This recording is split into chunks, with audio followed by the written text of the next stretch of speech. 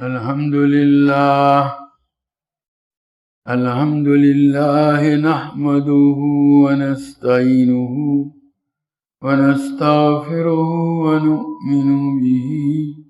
ونتوكل عليه ونعوذ بالله من شرور أنفسنا ومن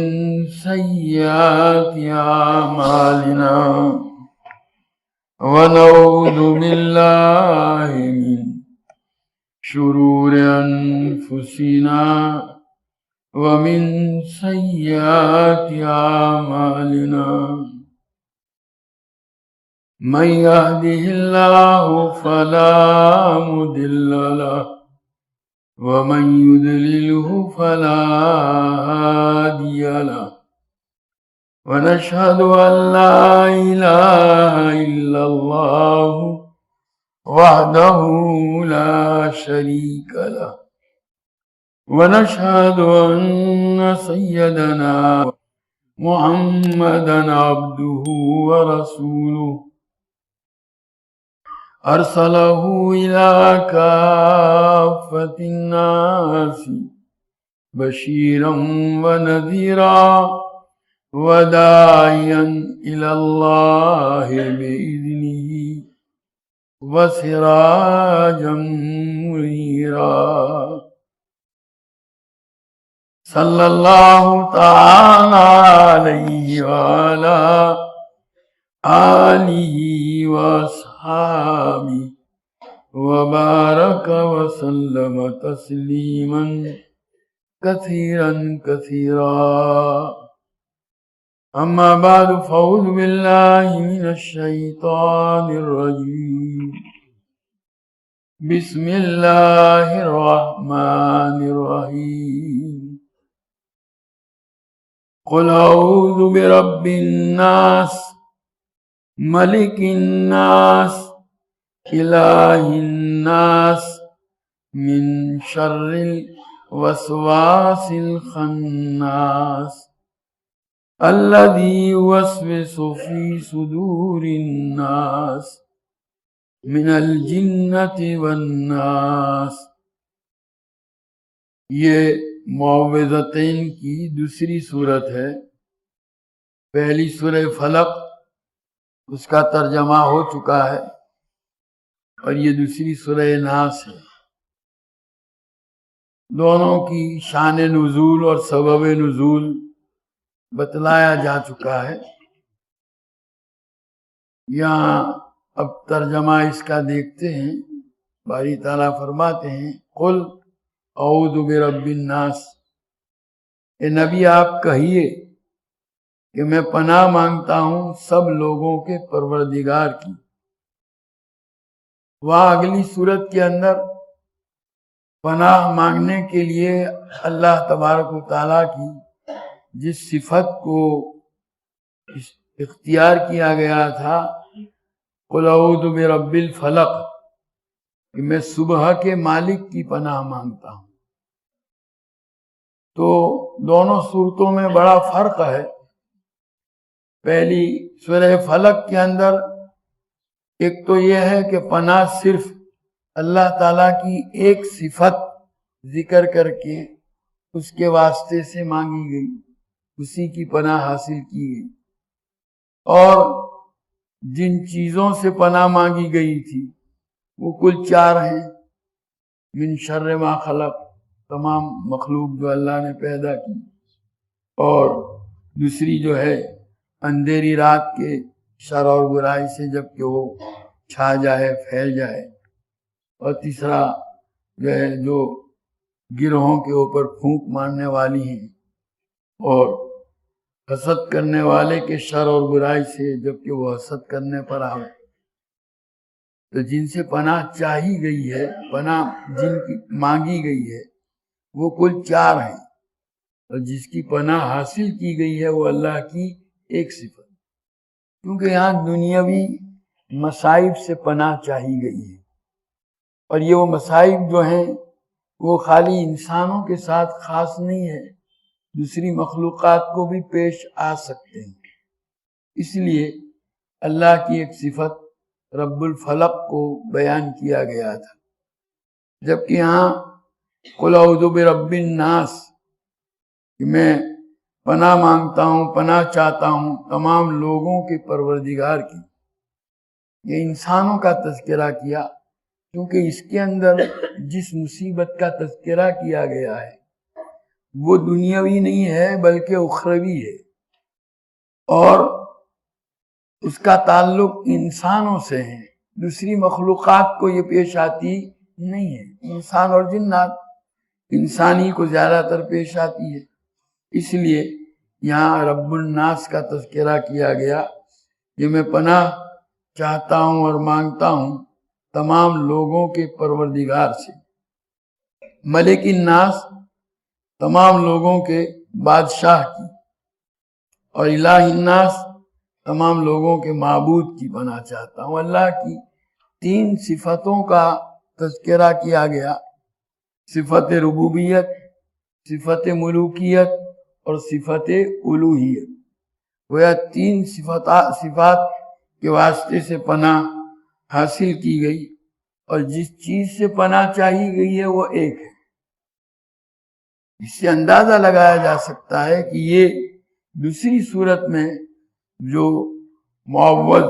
من ہو، جو جس سے پناہ چاہی گئی ہے، وہ شیطان، یہ جو وسوسہ ڈالنے والا، وہ کتنا خطرناک ہے۔ یہ اخروی مصیبت ہے، دین سے تعلق رکھنے والی چیز ہے، کہ اس وسوسے کا اثر خدا نخواستہ اس کی وجہ سے ایمان برباد ہو گیا تو آخرت ختم ہو جائے گی۔ وہ اگلی صورت کے اندر جن 4 چیزوں سے پناہ جو ہے ان کے شر سے مانگی گئی تھی، وہ ان کا نقصان کا تعلق جو ہے صرف دنیا سے ہے، اور اس کے نقصان کا تعلق آخرت سے ہے، اس لیے اس میں بڑا اہتمام کیا گیا، اور اللہ تبارک و تعالیٰ کی 3 صفتوں کو بیان کیا گیا، اور ان کا اس کے حوالے سے اللہ کی پناہ چاہی گئی کہ میں پناہ چاہتا ہوں، پناہ مانگتا ہوں سب لوگوں کے پروردگار کی، سب لوگوں کے بادشاہ کی، سب لوگوں کے معبود کی۔ ویسے جو پروردگار ہوتا ہے وہ جس کی پرورش کر رہا ہوتا ہے اس کی حفاظت کا بھی اہتمام کرتا ہے، تو اللہ تعالیٰ تمام انسانوں کا پروردگار ہے تو اس کی حفاظت کا بھی انتظام کرے گا۔ جو بادشاہ ہوتا ہے وہ اپنی رعیت کی حفاظت کا اہتمام کرتا ہے، اور جو معبود ہوتا ہے وہ اپنے عبادت کرنے والوں کی حفاظت کا اہتمام کرتا ہے۔ گویا 3 طریقوں سے حفاظت کو یہاں مد نظر رکھا گیا، اور پھر پناہ جو چاہی گئی ہے وہ گویا ایک شر سے، من شر الوسواس الخناس، اس وسوسہ ڈالنے والے کے شر سے جو پیچھے کو چھپ جاتا ہے۔ وسواس یہ مصدر ہے عربی زبان کا، لیکن یہاں اس میں فاعل کے معنی میں لیا گیا ہے، اور مصدر کو جب اس میں فاعل کا معنی میں لیا جاتا ہے تو مبالغہ مقصود ہوتا ہے کہ بہت زیادہ وسوسہ ڈالنے والا کون ہے، وہ آگے آ رہا ہے، اور پھر خالی اتنا ہی نہیں کہ وسوسہ ڈالے، خناس، وسوسہ ڈال کر پیچھے کو چھپ جاتا ہے۔ خناس یخنسو کا معنی چھپ جانا پیچھے، گویا ایک تو ویسے بھی اگر وہ جنات میں سے ہے، شیاطین میں سے ہے تو نظر نہیں آتا، اور پھر مزید بڑا یہ ہے کہ وہ وسوسہ ڈال کر چھپ بھی جاتا ہے، جیسا کہ حدیث میں آتا ہے، پیچھے ہٹ جاتا ہے، کہ نبی کریم صلی اللہ علیہ وسلم نے ارشاد فرمایا کہ شیطان انسان کے قلب کے اوپر اپنی سونڈ کو رکھتا ہے۔ جیسے آپ نے دیکھا ہوگا مچھر کاٹنے کے لیے آتا ہے تو کیسا اپنی سونڈ کو رکھتا ہے، ایسا ایک بزرگ نے عالم مکاشفہ میں دیکھا، وہ اسی شکل میں، اور جو ہے وہ انسان کے دل کے اندر اس وسوسہ ڈالتا ہے۔ لیکن انسان جب اللہ کو یاد کرتا ہے، اللہ کا ذکر کرتا ہے، تو وہ فوراً پیچھے کھسک جاتا ہے، پیچھے جاتا ہے، بہت زیادہ گویا پیچھے کو چھپنے والا اور بہت زیادہ وسوسہ ڈالنے والا، دونوں باتیں۔ وسوسہ بھی ڈالتا ہے، اور جہاں اللہ کا ذکر ہوا وہ پیچھے چھپ جاتا ہے۔ خناس الذی یوسوس فی صدور الناس، جو لوگوں کے دلوں میں وسوسہ ڈالتا ہے۔ یہ جو برائی کے وسوسے ڈالتا ہے شیطان، وہ دلوں کے گویا دل سے اندر اپنا اثر پیوست کرنے کی کوشش کرتا ہے، دل سے باتیں کرتا ہے۔ یہ وسوسہ کیا ہے؟ شیطان کا انسان کے دل سے باتیں کرنا۔ ہمیں آواز تو سنائی دیتی ہے، مطلب ہے کہ وہ کیا ہے دل میں وہ سامنے آتا ہے، لیکن وہ نظر نہیں آتا۔ وہی اسی طرح وہ اپنا اثر انسانی قلوب کے اندر پیوست کرنے کی کوشش کرتا ہے۔ اور جو الذی یوسوس فی صدور الناس، جو لوگوں کے دلوں میں وسوسے ڈالتا ہے، من الجنۃ والناس، اب یہ وسوسے ڈالنے والا چاہے جنات میں سے ہو یا انسانوں میں سے ہو، دونوں میں سے ہو سکتا ہے۔ جنات میں سے یہ شیاطین جو ہیں، شیطان خود جو ہے کان من الجن، قرآن میں باری تعالیٰ فرماتی ابلیس جو سب کا جو ہے سب تمام شیطانوں کا باوا ہے، وہ بھی جنات ہی کی قسم سے تھا۔ اور یہ وسوسہ ڈالنے والے شیاطین ہی نہیں، انسان بھی ہوتے ہیں۔ شیاطین جو ہیں وہ نظر نہیں آتے اور انسان نظر آتے ہیں، اور انسان باقاعدہ بات چیت کر کے، جو لوگ برائی کی دوسروں کو ترغیب دیتے ہیں وہ کیا کرتے ہیں؟ اس کے سامنے ان غلط کاموں کی خوبیاں اس انداز سے بیان کرتے ہیں کہ وہ سامنے والا سن کر اس کو کرنے کے لیے آمادہ ہو جائے۔ یہی وسوسہ اندازی ہوئی، وہی ان کے دل میں اس طرح کے خیالات پیدا کر دیے برائی کی۔ تو بہرحال دونوں، چاہے وہ جنات میں سے ہوں یا انسان میں سے ہو، اس کی شر سے اس صورت کے اندر پناہ چاہی گئی ہے۔ تو یہ بڑا، چونکہ اس کا نقصان آخرت سے تعلق رکھتا ہے، اس لیے اس کا بڑا اہتمام کیا گیا۔ یہ شیطان ہی ہے جو انسان کے دلوں میں وسوسہ ڈالتا ہے۔ بہت سی مرتبہ تو اس کی وسوسہ اندازی کے نتیجے میں لوگ ایمان سے محروم ہو جاتے ہیں، یا ایمان پر وہ کوشش تو اس کی رہتی ہے، اگرچہ جو ہے وہ اپنے اس میں کوشش میں کامیاب نہیں ہوتا۔ تو یہ، اور کبھی جو ہے بجائے ایمان کے گناہوں کے، فسق و فجور کے وسوسے ڈالتا ہے، کبھی انہی وسوسوں کے نتیجے میں آپس کے تعلقات خراب ہوتے ہیں، بھائی بھائی میں لڑائی ہوتی ہے، میاں بیوی میں جھگڑا ہوتا ہے، اور اسی جھگڑے کے نتیجے میں جو ہے وہ طلاق کی نوبت آتی ہے۔ یہ سب کون کراتا ہے؟ شیطان۔ حدیث میں آتا ہے کہ شیطان باقاعدہ اپنا تخت جو ہے پانی کے اوپر بچھاتا ہے، اور پھر وہ اپنے چیلے چانٹے چھوٹے چھوٹے جو شیاطین ہیں، شتونگڑے، ان سے رپورٹ لیتا ہے۔ بھائی وہ آ کے اس کے سامنے اپنے کارنامے بیان کرتے ہیں۔ ایک آ کے کہتا ہے میں فلاں آدمی کے پیچھے رہا یہاں تک کہ وہ نماز پڑھنے کے لیے جا رہا تھا، بجائے نماز پڑھنے جانے نہیں دیا، دوسری اس میں اس کو لگا دیا۔ فلاں نیک کام کے لیے جا رہا تھا، میں نے وہاں سے اس کو ہٹا کر کے دوسری اس میں مشغول کر دیا۔ اس طرح ہر ایک اپنا کارنامہ بیان کرتا ہے، یہاں تک کہ ایک آ کر کے کہتا ہے کہ میں جو ہے میاں بیوی کے درمیان میں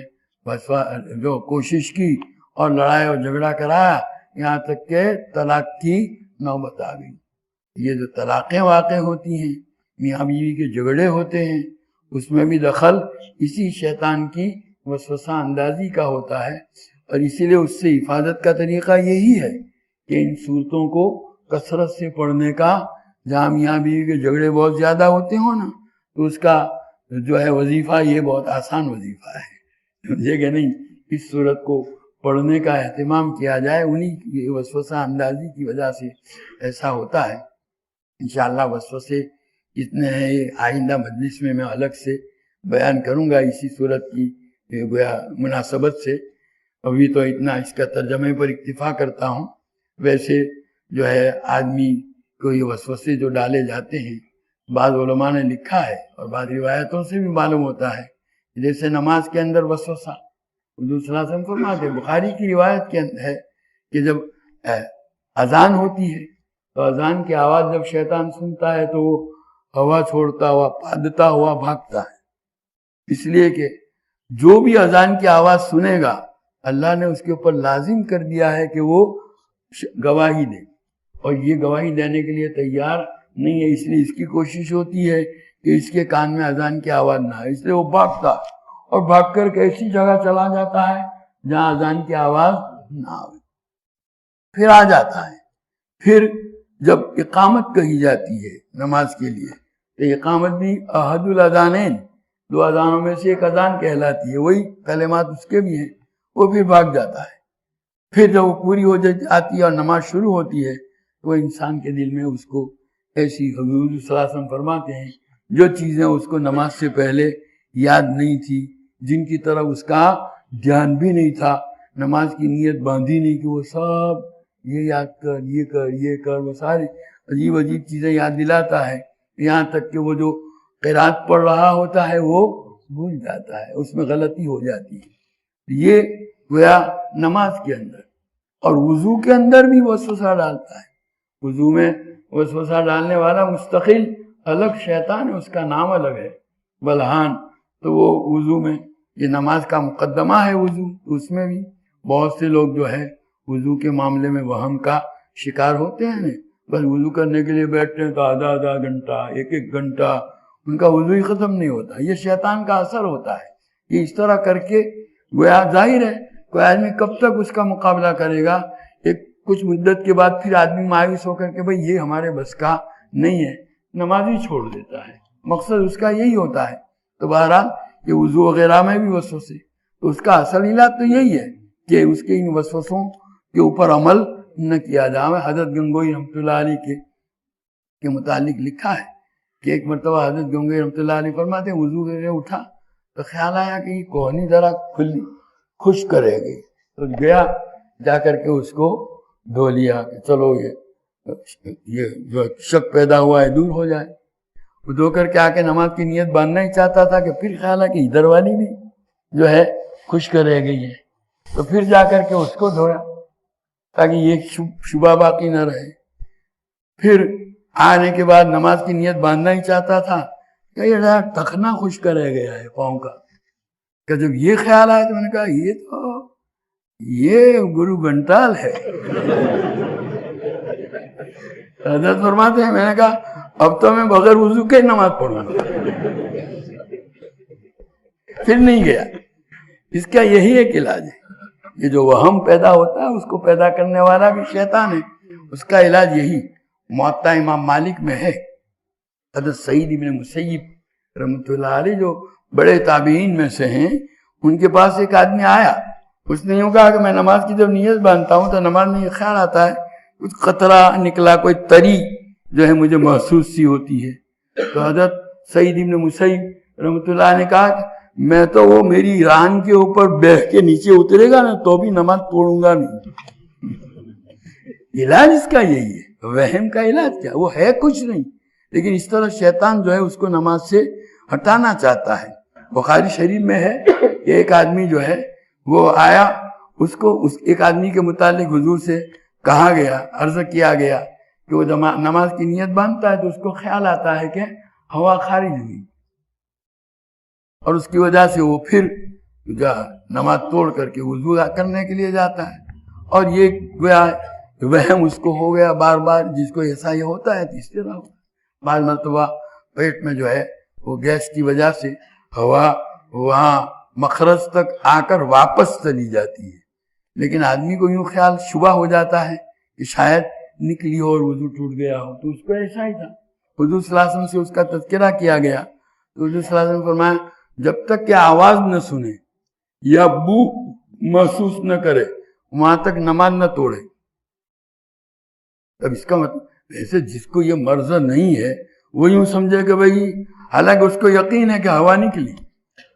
پھر بھی وہ یوں کہے کہ آواز تو میں نے سنی نہیں۔ یہ حکم اس کے لیے نہیں ہے، یہ تو وہ ہم کا شکار جو تھا اس کے متعلق حضور صلی اللہ علیہ وسلم نے تدبیر بتلائی ہے اس کی اس بیماری سے نکالنے کے لیے۔ ورنہ اصل تو یہ کہ جب کسی کو یقین ہو جائے وضو کے ٹوٹنے کا تو چاہے بو محسوس ہوئی ہو یا نہ ہوئی ہو، آواز سنی ہو یا نہ سنی ہو، وضو کرنا ہے۔ لیکن کیونکہ اس آدمی کو یہ وہم تھا، اس لیے حضور نے اس کی یہ تدبیر بتلائی کہ جب تک آواز نہ سنے یا جب تک کہ بو کا احساس نہ ہو بدبو کا، وہاں تک نماز مت توڑیے۔ تو بہرحال اس کا علاج یہی ہوتا ہے۔ اور آئندہ مجلس میں انشاءاللہ تفصیل میں بیان کروں گا، اس موضوع پر مستقلاً بات کریں گے، کیونکہ بہت سارے لوگ آج کل اسی وساوس کا شکار ہوتے ہیں اور اس کی وجہ سے پریشان بھی ہوتے ہیں۔ اس لیے ضرورت ہے کہ اس موضوع پر تفصیل سے بات کی جائے۔ آئندہ اللہ نے توفیق دی تو ایسا اس پر گفتگو کریں گے۔ ابھی تو اس کا ترجمے ہی پر اکتفا، تو ترجمہ پھر سے سن لیں۔ قل اعوذ برب الناس، کہیے کہ میں پناہ مانگتا ہوں سب لوگوں کے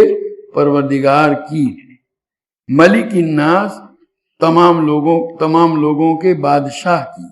الہ الناس، تمام لوگوں کے معبود کی، من شر الوسواس الخناس، اس وسوسہ ڈالنے والے کی برائی اور شر سے جو پیچھے کو چھپ جاتا ہے، الذی یوسوس فی صدور الناس، جو لوگوں کے دلوں میں وسوسے ڈالتا ہے، من الجنۃ والناس، چاہے وہ جنات میں سے ہو یا انسانوں میں سے ہو۔ بہرحال یہ معوذتین کی دوسری صورت ہے، اور یہ دونوں صورتیں ساتھ نازل ہوئی تھی جیسا کہ آپ کو بتا دیا گیا تھا۔ ان صورتوں کے بھی، دونوں صورتوں کے خاص فضائل ہیں اور خاص مقصد کے لیے نازل کی گئی تھی۔ اس لیے نبی کریم صلی اللہ تعالیٰ علیہ وسلم نے بھی مختلف مواقع پر اس کے پڑھنے کی تاکید فرمائی ہے، اس کے فضائل بیان کیے ہیں۔ تو وہ بہو زبانی یاد رکھنا مشکل تھا، نقل کروا کر لایا ہوں جو آپ کو سناتا ہوں۔ چنانچہ یہ پہلا،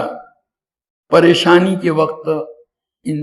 کی تلاوت ہونی چاہیے۔ ابو داؤد شریف کی روایت ہے، حضرت عقبہ ابن عامر رضی اللہ تعالیٰ عنہ فرماتے ہیں کہ میں نبی کریم صلی اللہ علیہ وسلم کے ہمراہ سفر میں تھا کہ اچانک آندھی آئی، سخت اندھیرا ہو گیا۔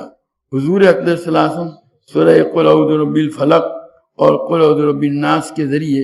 اس مصیبت سے اللہ کی پناہ مانگنے لگے، یعنی ان کو پڑھنے لگے، اور فرمایا عقبہ ان صورتوں کے ذریعے اللہ کی پناہ حاصل کرو، کیونکہ ان جیسی اور کوئی چیز نہیں جس کے ذریعے کوئی پناہ لینے والا پناہ حاصل کرے۔ اب دیکھو، ایسے کبھی بارش کی سیزن میں، موسم میں ایسا ہوتا ہے، خوب اندھیرا چھا جاتا ہے، بارش کی وجہ سے طوفان کی کیفیت پیدا ہو جاتی ہے، لیکن ہمیں ان صورتوں کے پڑھنے کا کبھی خیال نہیں آتا، تو یہ اس کا اہتمام ہونا چاہیے۔ دوسری ایک روایت ہے، حضرت یہ بھی پریشانی کے وقت اس کو پڑھنے کے لیے حضرت عبداللہ ابن خبیب فرماتے ہیں رضی اللہ تعالیٰ عنہ کہ ایک مرتبہ ہم ایسی رات میں جس میں بارش ہو رہی تھی اور سخت اندھیرا بھی تھا، حضور صلی اللہ علیہ وسلم کو تلاش کرنے کے لیے نکلے، چنانچہ ہم نے آپ صلی اللہ علیہ وسلم کو پا لیا۔ آپ صلی اللہ علیہ وسلم نے فرمایا کہو۔ میں نے عرض کیا کیا کہوں؟ فرمایا جب صبح ہو اور شام ہو سورہ قل هو اللہ احد اور سورہ قل اعوذ برب الفلق اور سورہ قل اعوذ برب الناس 3 بار پڑھ لو۔ یہ عمل کر لو گے تو ہر ایسی چیز سے تمہاری حفاظت ہو جائے گی جس سے پناہ لی جاتی ہے، یعنی ہر تکلیف پہنچانے والی اور ہر بلا سے تم محفوظ ہو جاؤ گے۔ یہ گویا نبی کریم صلی اللہ علیہ وسلم نے صبح اور شام کو یہ تینوں صورتیں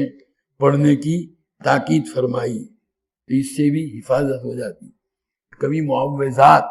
جمع کا صیغہ بولتے، معوذتین سے تو یہ 2 صورتیں ہی مراد ہیں، لیکن معوذات بولتے ہیں تو ساتھ میں سورہ قل هو اللہ بھی شامل کر لی جاتی ہے۔ فرض نمازوں کے بعد بھی پڑھنے کی حضور صلی اللہ علیہ وسلم نے تاکید، عادت بنا لینی چاہیے۔ حضرت عقبہ ابن عامر رضی اللہ تعالیٰ عنہ فرماتے ہیں کہ نبی کریم صلی اللہ علیہ وسلم نے مجھے حکم دیا کہ ہر نماز کے بعد معوذات پڑھا کروں۔ یہ تو ہر نماز کے بعد کا حکم دیا، اس کی عادت بنائے تو بہت اچھا۔ اور سفر کی نماز فجر میں حضرت عقبہ بن عامر رضی اللہ تعالیٰ عنہ نے بیان کیا کہ ایک مرتبہ سفر میں رسول اللہ صلی اللہ علیہ وسلم نے ارشاد فرمایا کہ عقبہ کیا میں تمہیں ایسی 2 صورتیں نہ بتاؤں جو پناہ مانگنے کے لیے سب سے بہتر صورتیں ہیں۔ پھر حضور صلی اللہ علیہ وسلم نے مجھے قل اعوذ برب الفلق اور قل اعوذ برب الناس دونوں صورتیں سکھائی۔ آپ کو اندازہ ہوا کہ مجھے زیادہ خوشی نہیں ہوئی، گویا آپ کے ان صورتوں کو سکھانے کے بعد بھی ان کے اوپر خوشی کا جو ظہور ہونا چاہیے حضور صلی اللہ علیہ وسلم نے اس میں کمی محسوس کی۔ تو جب فجر کی نماز کے لیے اترے تو حضور صلی اللہ علیہ وسلم نے ان دونوں صورتوں کی نماز میں تلاوت فرمائی اور نماز سے فارغ ہو کر فرمایا بولو عقبہ تم نے کیسا دیکھا؟ دراصل یار کیا فجر کی نماز میں تو لمبی صورتیں پڑھتے ہیں نا، تو گویا انہی دو صورتوں کو پڑھ کر حضور نے ان کو اہمیت بتلائی کہ یہ دو چھوٹی صورتیں ہونے کے باوجود بڑی صورتوں کے قائم مقام ہو گئی ہے۔ یہ فرما کر آپ نے ان دونوں کی فضیلت بتلائی، اور ایک روایت میں ہے کہ حضور صلی اللہ علیہ وسلم نے ان دونوں کی تلاوت فرمائی، پھر فرمائی عقبہ کیسا دیکھا؟ ان دونوں کو پڑھا کرو جب سونے لگو اور جب سو کر اٹھو،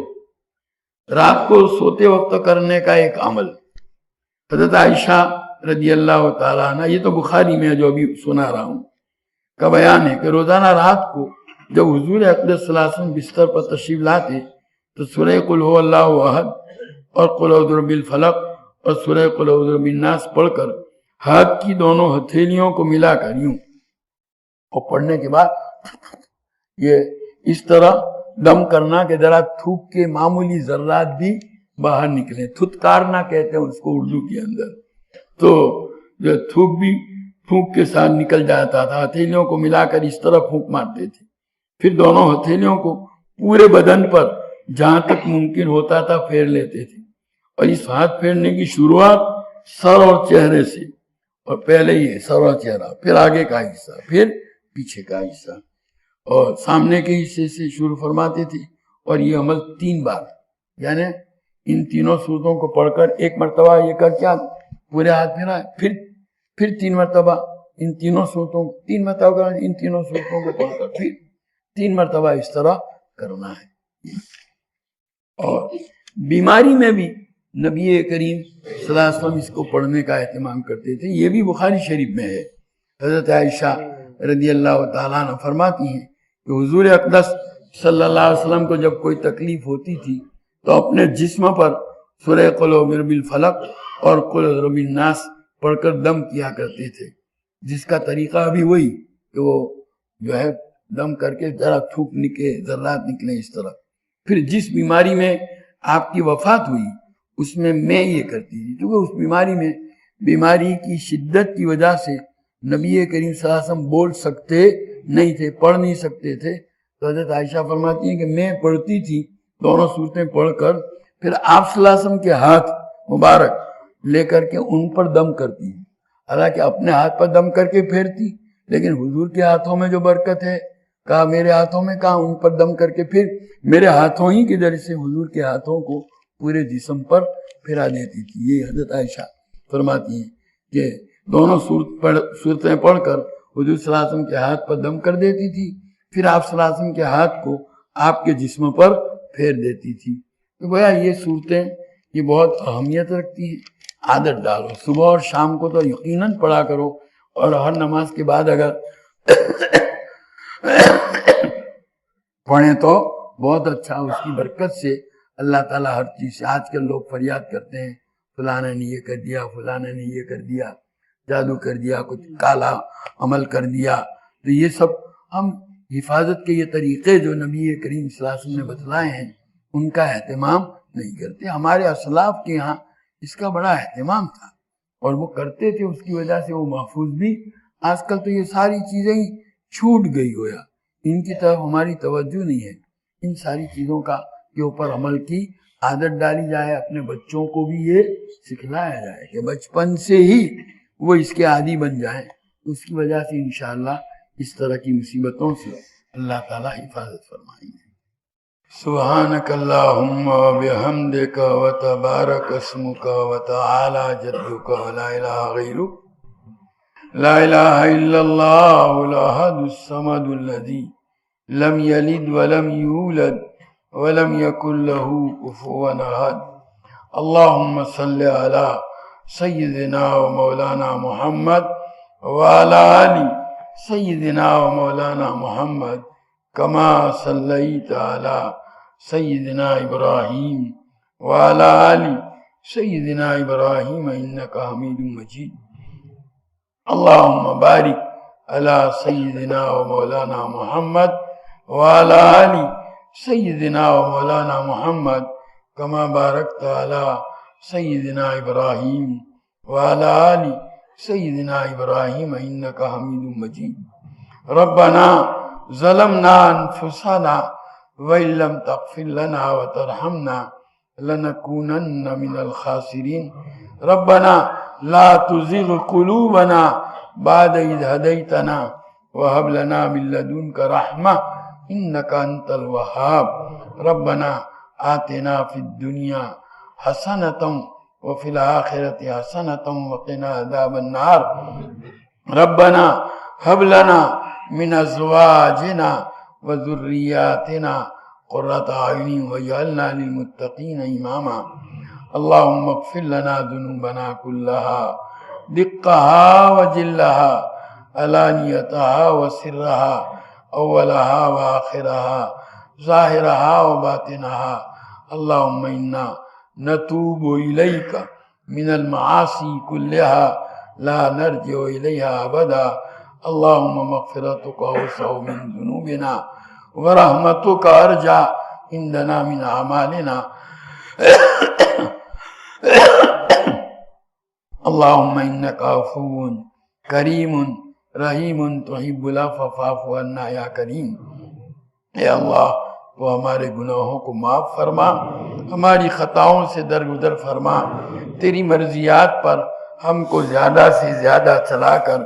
تیری نامرضیات سے ہماری پوری حفاظت فرما۔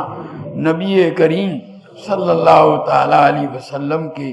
طریقوں اور سنتوں کو اپنی زندگی کے ہر شعبے میں جاری کرنے اور اپنانے کی تو ہمیں توفیق و سعادت عطا فرما۔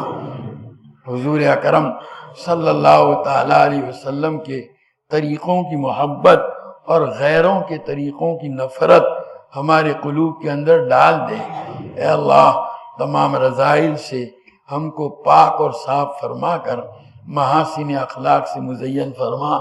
تیری معرفت و محبت کے انوار سے ہمارے قلوب کو منور فرما، تیری یاد سے ہمارے دلوں کو آباد فرما، دوام ذکر اور دوام طاعت کی ہمیں توفیق عطا فرما،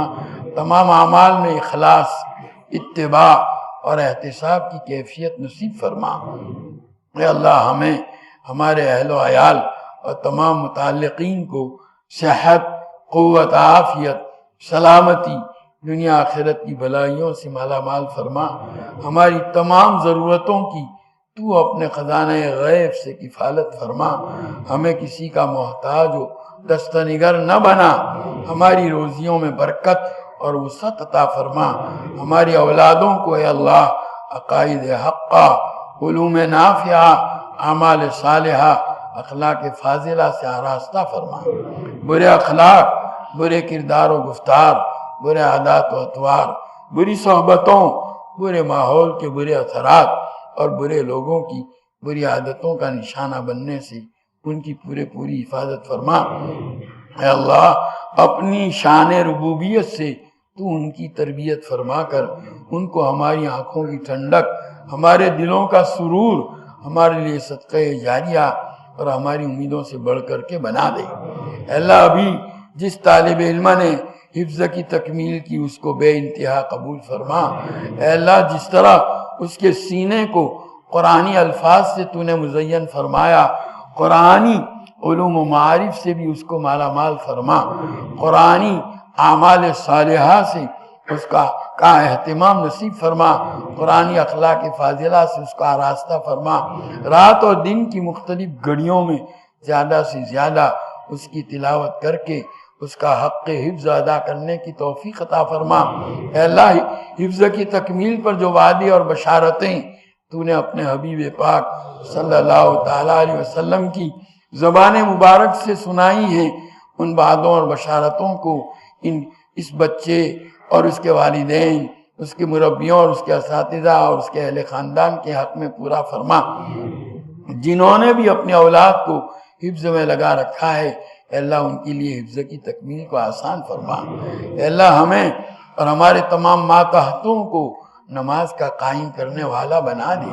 نماز کا عشق و محبت ہمارے دلوں کے اندر ڈال دے، نماز کو ہماری آنکھوں کی ٹھنڈک بنا، نماز کے انوار و برکات سے اے اللہ ہماری زندگیوں اور ہمارے گھروں کو منور اور معمور فرما، عبادات کا اہتمام نصیب فرما، معاملات کی درستگی عطا فرما، معاشرت کا حسن عطا فرما، آپسی حقوق کی ادائیگی کا اہتمام نصیب فرما، آپس کی حق تلفیوں سے اے اللہ ہماری پوری حفاظت فرما، مختلف حیثیتوں سے جو ذمہ داریاں اور فرائض منصبی تو نے ہم پر لازم کیے ہیں، پوری امانت و دیانت کے ساتھ ان کو ادا کرنے کی ہمیں توفیق و سعادت عطا فرما، ان کی ادائیگی میں ادنا خیانت اور بددیانتی کے ارتکاب سے ہماری حفاظت فرما۔ اے اللہ تو ہمیں اپنی کمزوریوں، اپنی کوتاہیوں، اپنے قصور، اپنے عیوب و ذنوب کا ادراک اور احساس عطا فرما کر اس کی اصلاح کی توفیق عطا فرما۔ اے اللہ ایمان کی سلامتی کے ساتھ دنیا سے جانا نصیب فرما، معلوم نہیں کب اور کہاں زندگی کی شام ہو جائے، اے اللہ ایسی حالت میں موت عطا فرما کہ ہمارے دل ایمان کے نور سے منور ہوں، زبان پر کلمہ طیبہ جاری ہو، تو ہم سے راضی ہو اور ہم تجھ سے راضی ہوں، تیرے اور تیرے بندوں کے حقوق میں سے کوئی حق ہم پر واجب الادا باقی نہ رہ گیا ہو، ایسی حالت میں موت عطا فرما، قبر کے عذاب سے حفاظت فرما، محشر کی ہولناکیوں سے حفاظت فرما، اس دن کی رسوائی سے بچا لے، اس دن اپنے عرش عظیم کا سایہ نصیب فرما، اپنے حبیب پاک صلی اللہ تعالیٰ علیہ وسلم کے مبارک ہاتھوں حوض کوثر کا جام نصیب فرما، حضور اکرم صلی اللہ علیہ وسلم کی شفاعت مرحمت فرما، اے اللہ نیکیوں کے پلڑے کو جھکا دے، دانے ہاتھ میں نامہ اعمال نصیب فرما، پل صراط پر سے عافیت کے ساتھ گزار کر جہنم کے عذاب سے پوری حفاظت فرما کر جنت کے اندر دخول اولین نصیب فرما۔ اے اللہ ہمارے بیماروں کو صحت کاملہ عاجلہ مستمرہ عطا فرما، مقروضوں کے قرضوں کی ادائیگی کی شکلیں پیدا فرما، پریشان حالوں کی پریشانیوں کو دور فرما، حاجت مندوں کی حاجتیں پوری فرما، قید و بند میں محبوسوں کو رہائی نصیب فرما، مقدمات میں ماخوذوں کو بری فرما، جو جس مصیبت میں گرفتار ہے اے اللہ اس سے اس کو نجات عطا فرما، حضور پاک صلی اللہ علیہ وسلم کا امتی جہاں کہیں بھی ہو اے اللہ اس کے ایمان و اسلام کی، جان و مال کی، عزت و آبرو کی، اہل و عیال کی، تجارت و زراعت و کاروبار کی، ہر چیز کی پوری حفاظت فرما، پورے عالم میں امت محمدیہ جہاں کہیں مظلومیت کا شکار ہے اے اللہ اس کی بھرپور نصرت فرما، ظالم کے ہاتھ کو ظلم سے روک دے، اے اللہ شام میں غوطہ کے اہل سنت والجماعت کی بھرپور نصرت فرما، اے اللہ بشار اور روسی اور ایرانی درندوں کے مظالم سے اے اللہ ان کو نجات عطا فرما، اے اللہ ان کی پوری حفاظت فرما، شرق اوسط کے حالات کو اہل حق کے حق میں سازگار بنا دے، اے اللہ شیعت اور رافضیت کے شر اور ان کی سازشوں ان کے غلبے سے عالم اسلام کی حفاظت فرما، اے اللہ